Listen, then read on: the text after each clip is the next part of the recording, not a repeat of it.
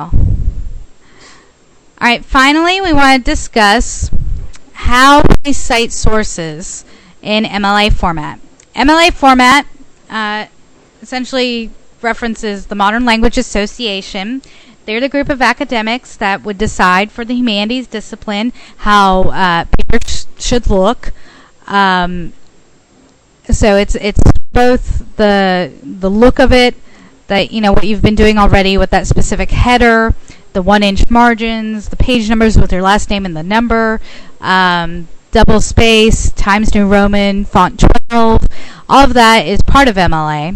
But primarily, MLA is how in the humanities discipline we give credit to sources that we either paraphrase or quote. So they set the standards for it. So that's what I mean when I say MLA format. And so this MLA format is typically used in English classes and might be used in some fine arts and performing arts classes as well. As you write your paper, you're going to give credit where credit is due, so credit to your source material. That's both your primary and secondary sources, by providing both in-text citation when you paraphrase or quote something, and providing a works cited page at the end of the paper that gives the bibliographical information of your sources. And you can check out page 401 in the writer's reference for some further details. First, I'm going to talk about the in-text citation.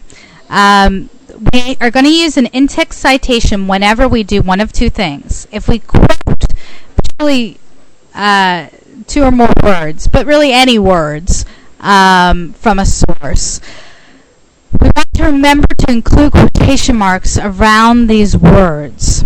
That it's not an in-text citation, it's not a correct citation unless you have quotation marks around the words that come directly from that source, if you use words directly from that source. And I say 2 or more words as a general rule, but really just about anything that you're going to use from that source, even if it's just one word, if it's a unique word that's from that source, you want to put quotation marks around it. And then you also use an in-text citation when you reference ideas from a source.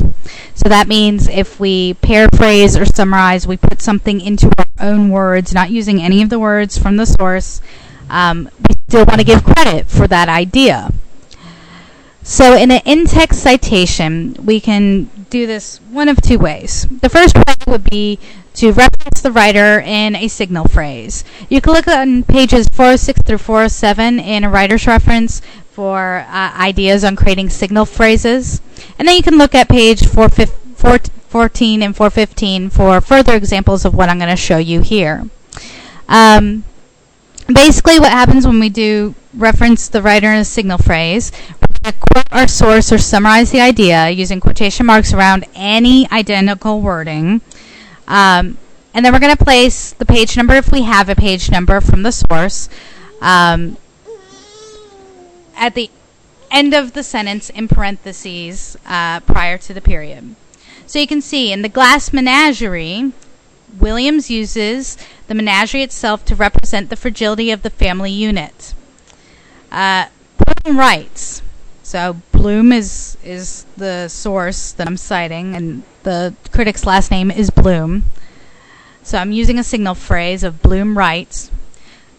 Quotation marks around the exact wording. The Wingfield family is as fragile as Laura's collection and ready to fall to pieces with a turbulent wind. End quotation marks. This comes from page 63 of my Bloom article source that I'm using. I happen to have a page number. Some of these online sources you will not have page numbers, and that's okay. If you don't have a page number, you don't put a page number at the end here. You just don't put anything. You just quote it. Bloom writes, and then you quote it in period. And the period will go inside the quotation marks if you don't have a page number. But we do have a page number here. It's page 63. So in parentheses, all right, parentheses 63, end parentheses, and then I put a period. And so this is very exact, but it's kind of an exact thing, citing sources. Williams uses, I go on to then explain my quote. Williams uses this menagerie and the breaking of Laura's unicorn to visually represent the Wingfield family itself. Okay. So, second way.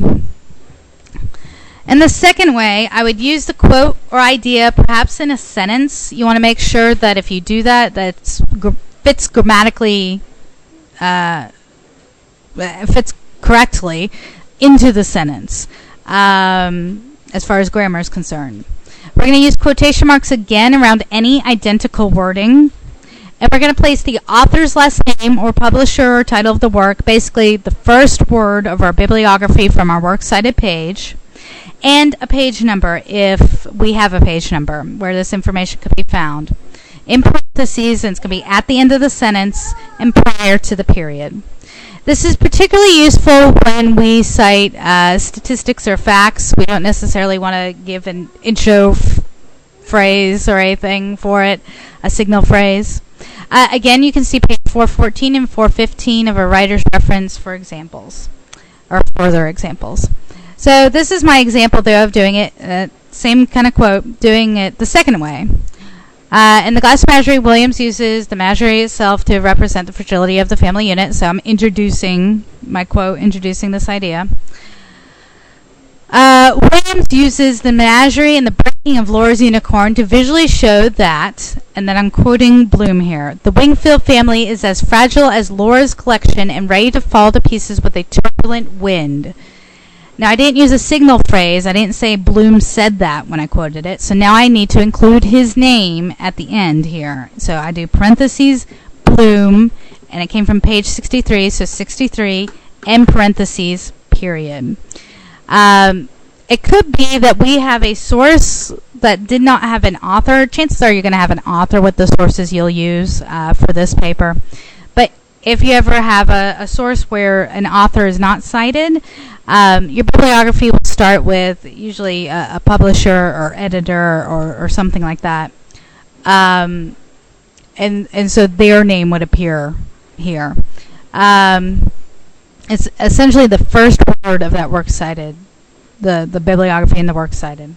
If you don't have a page number, that would be okay too. So say this Bloom article didn't have a page number, and a lot of those online articles don't.